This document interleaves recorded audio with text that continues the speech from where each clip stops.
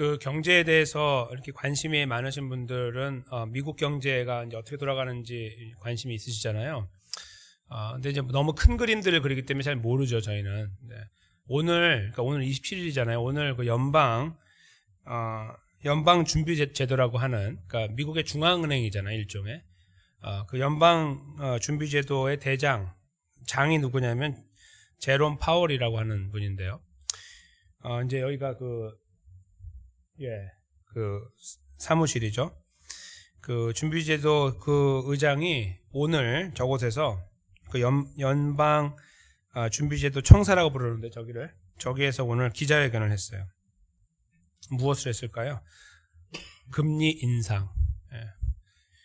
뭐 반기는 분도 계시고 그렇지 않은 분도 계시는데 금리 인상을 오늘 했는데요. 오늘 하고 9월에 또 이제 한번 하게 될 줄 모른다 이런 말을 했어요. 왜냐하면 인플레 때문에 인플레가 이제 계속 문제가 되니까 하는데 경기를 이제 침체시킨다는 거죠. 점점 더 줄여 나가야 되는 거니까 이제 그래서 올리는데 9월에 얼만큼 올릴지는 잘 모른다. 그 말을 딱 했거든요. 그랬더니 주가가 4%가 확 올라갔어요. 뉴욕이 난리가 났어요. 너무 좋아가지고. 그러니까 지금 만약에 9월에 더 올린다. 아주 많이 올린다 뭐 이렇게 됐으면은 막 굉장히 실망하고 떨어졌을 텐데 9월은 그때 가봐야 한다 이랬더니 아직 한 2개월은 아니지만 남았잖아요. 그러니까 사람들이 또 그 투자가 활성화됐던 것 같아요. 저 잘 정확히 몰라요. 근데 이제 그렇게 제가 읽었어요. 그래서 그 미국 현재 분위기는 굉장히 좋아졌다. 이제 그렇게 물론 이제 경기는 아직도 문제가 있지만 잡아야 되지만 그렇게 됐다 하는 거예요. 근데 연방 그 준비 제도에서요. 이렇게 자기 멋대로 이렇게 할 수 있는 능력이 어디 있냐면요. 물론 이제 정부에서 준 권한도 있지만 그들이 사용하는 방법이 뭐냐면 대차 대조표라는 거 아시죠? 들어보셨죠? 대차 대조표. 요즘에 이제 그 말을 안 쓰는데 한국에서는 대차 대조표라는 그러니까 밸런스죠. 밸런스 슛이라고 영어로 부르는데 나가고 들어가고 그다음에 빚이 얼마고 그다음에 내가 갖고 있는 자산이 얼마고 이걸 한눈에 볼 수 있도록 만드는 걸 대차 대조표라고 부르잖아요. 이 대차 대조표를 정부 마음대로 이렇게 주물를 수가 있어요. 연방 준비 제도에서. 그러니까 본인들이 이번에 좀 줄이자 그러면 쑥 내릴 수가 있고 자기 멋대로 올리자 그러면 쑥 올릴 수가 있어요. 그 능력이 있어요. 그걸로 이 금리를 왔다 갔다 하는 거예요. 그 안에서 얼만큼 내리고 올릴까 이런 것들을 결정한다고 그래요. 그래서 그걸로 결국은 대차 대조표를 만지작하는 이 손 때문에 금리가 올라가냐 내려가냐 시장이 활성화되느냐 침체되느냐 이걸 결정하는 거예요. 대단한 능력을 갖고 있는 거죠. 그런데 그 핵심이 뭐냐면 대차 대조표라는 거예요. 대차 대조표를 주물럭할 수 있는 능력을 갖고 있다. 오늘 대차 대조표를 주물럭해서 이자를 올리게 됐다. 이제 그게 발표된 내용. 오늘 발표된 거예요. 이제 이거에 따라서 한국도 움직이고 세계가 움직이겠죠. 이제 그 분위기에 따라서. 그런데 이 능력이요. 이렇게 움직일 수 있는 능력이 이제 미국에 있는 세계 최고라고 하는 연방준비위원회 여기에 있다고 하면요. 준비제도에 있다고 하면 하나님께도 사실 성경을 잘 보면 대차 대조표가 있어요. 여러 가지 각도에서 대차 대조표를 찾을 수가 있는데 밸런스 슛을 오늘 저희가 그 하나의 단락을 보게 됩니다. 하나님께서 어떻게 계산서를 갖고 이 에셋 그 재산하고 그 다음에 내가 갖고 있는 이 빚하고 이거를 어떻게 조정하고 계시는가. 하나님이 얼마나 치밀하게 그런 것들을 조정하면서 역사를 움직이고 계시는가. 그게 오늘 본문에 드러나고 있습니다. 어쩌면 이 흐름 안에서 미국이 움직이고 있는 거죠. 자기 멋대로 하는 게 아니고. 네. 그 부분을 저희가 잠깐 살펴보려고 합니다. 대차 대조표. 여호와의 대차 대조표는 어떻게 구성되어 있으며 어떻게 운영하고 있는가. 하나님은 어떤 분이신가. 잠깐 살펴보려고 합니다. 과연 미국처럼 자기 멋대로 이렇게 움직이면서 경제를 주물럭하는 분인가? 아니면 뭔가 큰 원칙을 갖고 움직이는 분인가? 한번 저희가 살펴보는 시간 갖겠습니다. 잠깐 들여다보시면요. 민수기에서 지금 저희가 이제 3장으로 넘어왔는데 이 레위 지파에 대한 구별을 하신 것을 저희가 들었습니다. 그렇죠? 13지파에서 하나 빼고 12지파를 구성하더니 하나 지파는 하나님 그 성막에 관련된 일을 하도록 할당하셨던 것을 봤잖아요. 근데 오늘은 이제 하나님께서 어떤 일을 하시냐면 사람들은 숫자를 세라고 그렇게 말씀하세요. 숫자를 한번 세보라고. 저희가 읽은 본문은 결론이고 이제 앞부분부터 제가 살펴보면 레위 지파에 있는 사람들이 사실 레위 지파 안에 누가 있냐면은 모세가 있고 아론이 있는 거예요. 그러니까 사실 다 친척들이거든요. 그런데 하나님께서 그 친척들 중에 아론만 딱 빼가지고 아론의 아들들이 제사장이 되게 했어요. 그러니까 되게 특권을 주신 거죠. 이제 그래서 아론은 대제사장, 아들들은 제사장 이렇게 만들어 놓은 거예요. 그러니까 옛날에 삼촌 이렇게 부르다가 아론 삼촌 이렇게 부르다가 이제는 그렇게 못 부르는 거예요. 제사장님 이렇게 불러야 되는 상황으로 바꾼 거예요. 하나님이 정한 거예요. 그냥 뭐 잘나서 그렇게 한 게 아니고. 그렇게 정한 다음에 레위인들은 뭘 하게 했냐면 다 친척들이잖아요. 다 형 동생하고 사촌 했던 사람들이 다 어떻게 하게 됐냐면 너네들은 제사장을 섬겨라 이렇게 된 거예요. 그래서 이제 이 레벨이 생기기 시작했어요. 이렇게. 근데 그것이 정말 높은 왕을 대하는 것처럼 하는 게 아니라 거기에서 수많은 잡일들이 있는데 그 잡일들 모두를 레위인이 담당하도록 이제 하셨죠. 그래서 그 내용을 앞에 잠깐 쓰신 다음에 하시는 말씀이 1개월 이상 된 남자, 그러니까 레위 지파 중에 1개월 이상 된 남자의 숫자를 세어보아라 이렇게 했습니다. 그게 이제 15절 앞부분에 15절에 나오는데 그래서 그걸 딱 세어봤더니 전체를 셌더니 이제 게르손, 고핫, 무랄이라고 있거든요. 이게 셋 아들들이 있어요. 그래서 거기 전부 내려가는 숫자를 보니까 22,000명이었어요. 22,000명. 39절에 나오는데 그때 하나님께서 다른 명령을 주시는 거예요. 그 명령이 뭐냐면 레위 지파 말고 이제 저기 밖에 나가서 12지파가 있는데 그 12지파에서 장자 첫째 아들들만 말하는 거예요. 거기 지금 남자가 20세 이상으로 싸움에 나갈 사람이 60만 3,550명이었잖아요. 그런데 1개월 이상 된 장자 숫자를 세면은 숫자가 확 줄어요. 아주 그냥 확 한 30배 이상 확 그러니까 30분의 1로 확 줄어들게 돼요. 그래서 지금 60만 명에서 어떻게 내려가냐면 22,273명으로 내려가요. 하나님께서 세어보라고 그랬어요. 거기 12지파에 1개월 이상 된 장자 숫자를 다 세어라 했더니 22,273명 이렇게 나온 거예요. 그러니까 레위 지파 숫자는 22,000명, 그렇죠? 1개월 이상 된 남자 전체 다. 그리고 이쪽으로 와서는 장자만 세요. 장자 처음 태어나는 첫 아들들만 했는데 1개월부터 저 아래까지 다 셌을 때 22,273명이 된 거예요. 이렇게 이제 계산이 나왔어요. 그리고 오늘 본문으로 넘어오는 거예요. 이제 본문으로 넘어오는데 그 45절에 보시면 하나님께서 이제 이 대차 대조를 어떻게 하시는지 나오는데 45절 앞부분에 보시면 이스라엘 자손 중 모든 처음 난 자야 대신에 레위인을 취하라. 이게 이제 설명을 드리면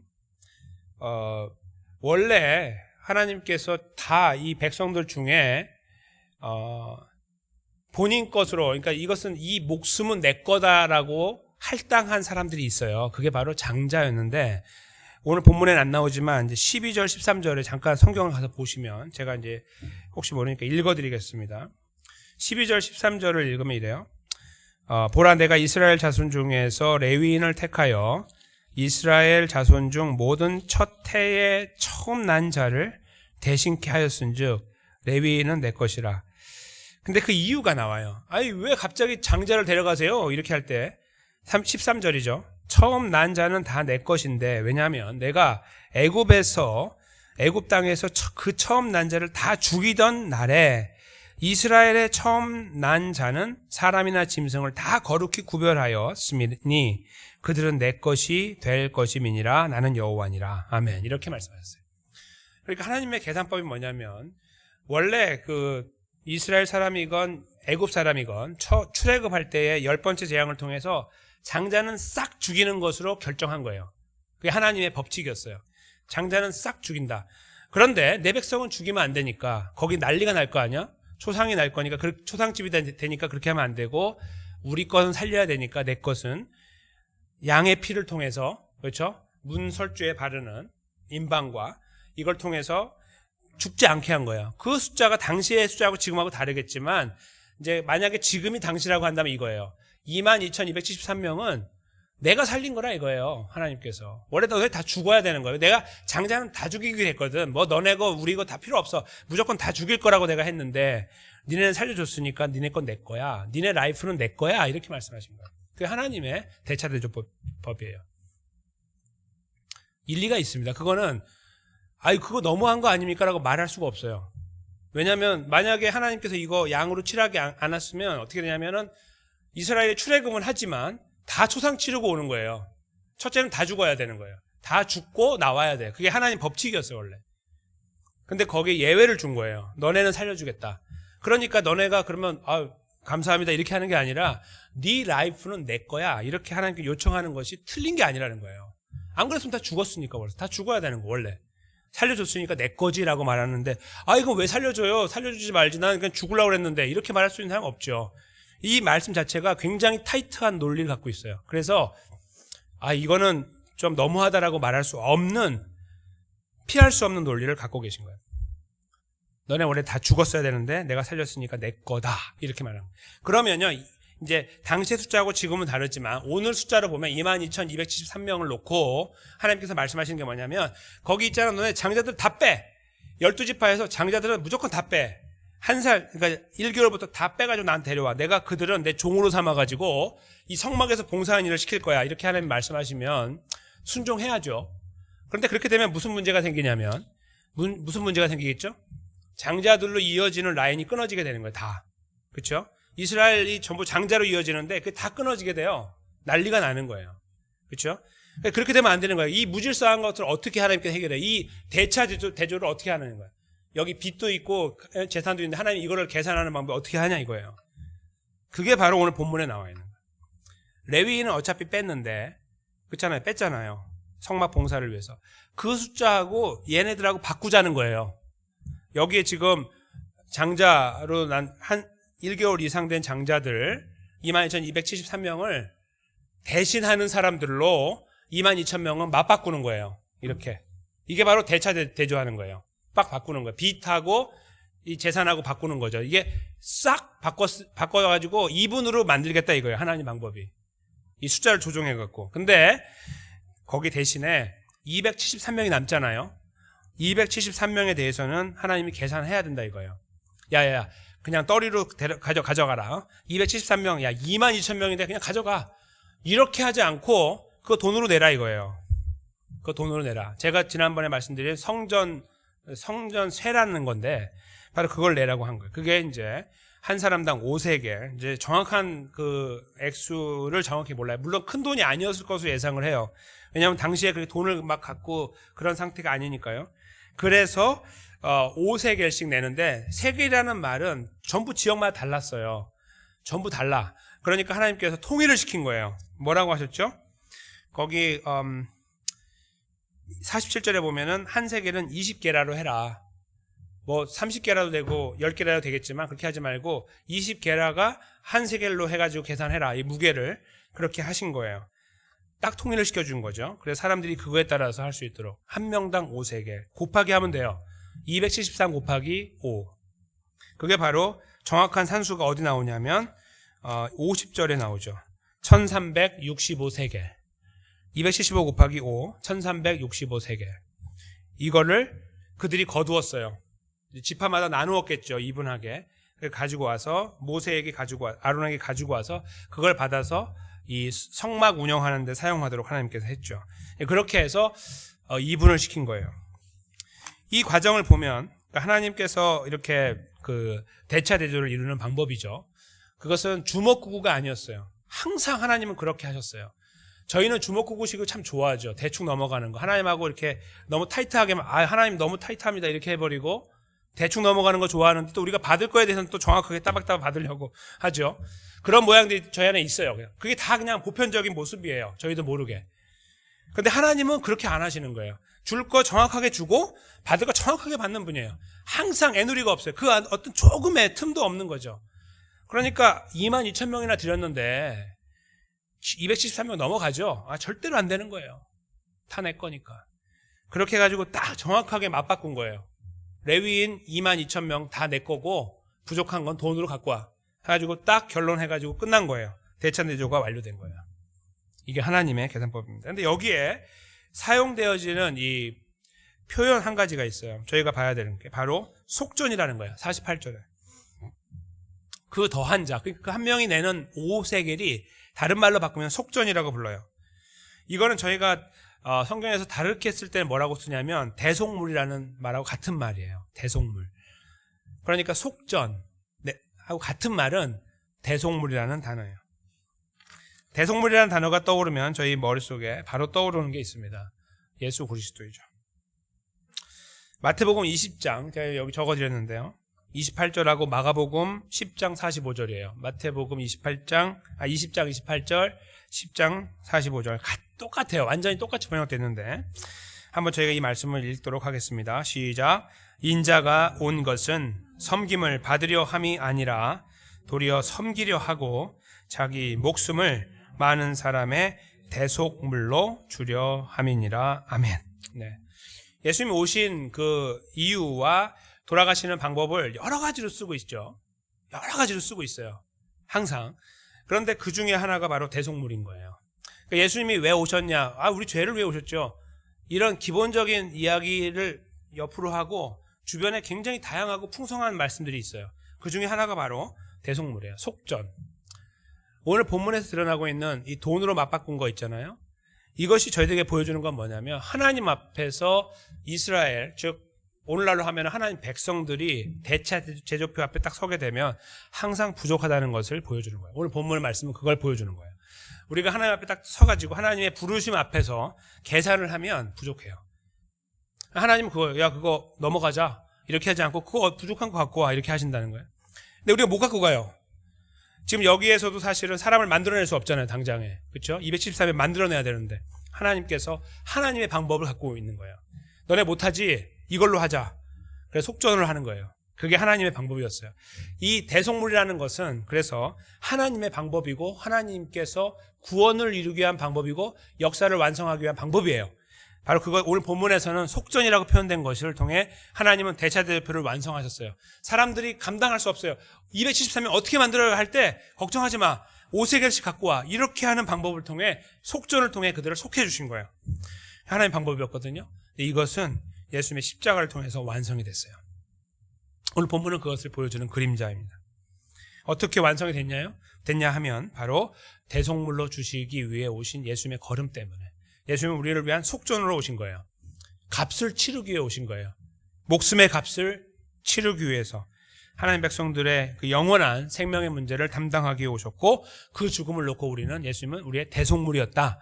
이렇게 표현하는 겁니다. 바로 마태복음과 마가복음은 바로 그 단어를 사용해서 예수님의 십자가의 죽으심을 설명하고 있는 것이죠.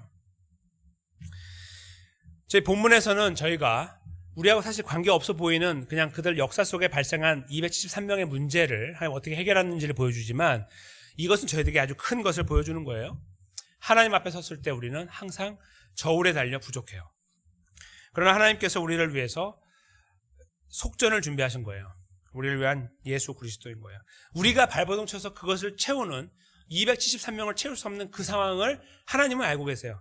근데 그걸 우리가 그 상황을 그 불편함을 갖고 있을 때 우리를 짓눌러 버리고 다시 돌아와 나중에 다 준비해서 와 이렇게 하지 않으시고 이것을 해결할 수 있는 유일한 방법을 하나님이 고안하시는 거예요. 그게 바로 이 미국의 연방 그 준비제도가 만들어내고 있는 경제를 움직이는 것과 같은 비슷한 논리예요.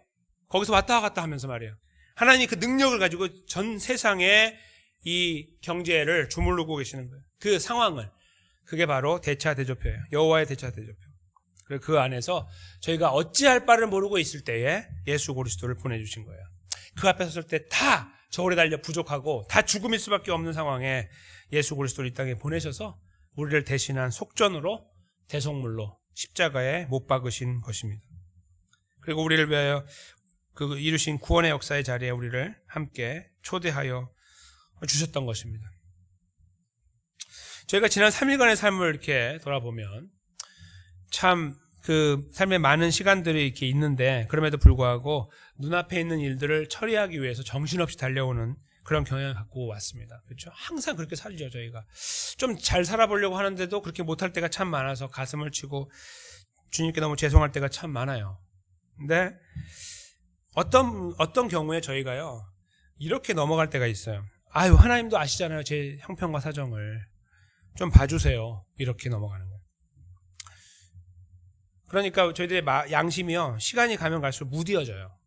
자꾸 그 부분을 회개하지 않고 넘어가니까요. 그 부분을 걸고 넘어가지 않으니까 그냥 이렇게 그거는 원래 그런 거라고 생각하는 거예요. 내가 원래 그렇게 하고 싶어서 한 게 아니라 내가 그냥 하나님도 아시잖아요. 제가 이렇게 살다 보니까 힘든 거 거기 누구나 다 거기 서면 그렇게 될 거 아닙니까? 라는 논리로 하나님 앞에 서면 회개가 안 나와요.